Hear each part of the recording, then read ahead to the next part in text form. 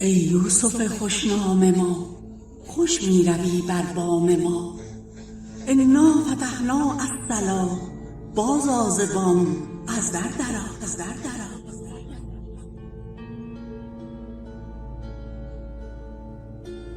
ای بحر پرمرجان من، والله سبک شد جان من.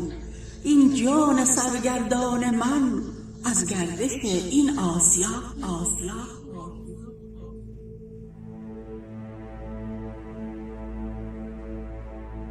ای ساربان با قافله، مگذر مرو زین مرحله. اشتر بخوابان هین هله، نز بهر من بهر خدا، بهر خدا.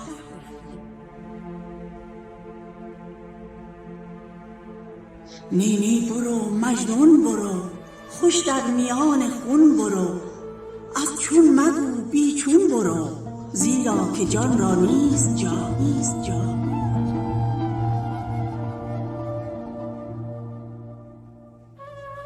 گر قالبت در خاک شد، جان تو بر افلاک شد. گر خرقه تو چاک شد، جان تو را نبود فنا، نبود فنا.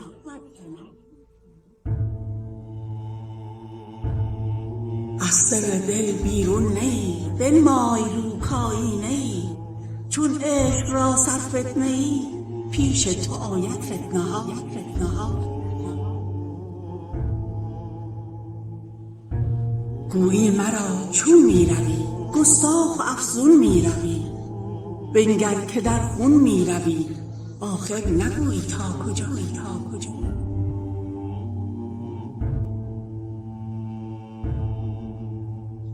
گفتم کز آتش‌های دل، بر روی مفرش‌های دل. می غلط در سودای دل، تا بهر یفعل ما یشاء، ما یشاء.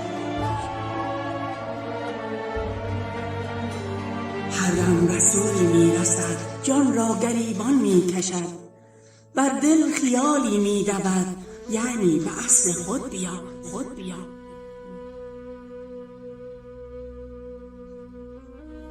دل از جهان رنگ و بو، گشته گریزان سو به سو. نعره زنان کان اصل کو، جامه دران اندر وفا، اندر وفا. هر دم رسولی می رسد، جان را گریبان می کشد. بر دل خیالی می دود، یعنی به اصل خود بیا.